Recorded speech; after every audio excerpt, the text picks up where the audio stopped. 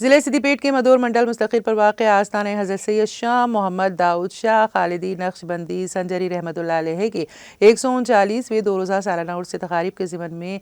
تاریخی جامع مسجد میں صدر مساجد کمیٹی میجر محمد شکیل احمد مدنی کی زیر صدارت عظیم الشان پیمانے پر جلسہ فیضان اولیاء منعقد کیا گیا، جس میں مختلف مقامات سے حضرت ممدوح کی عقیدت مندوں کی کثیر تعداد نے شرکت کی۔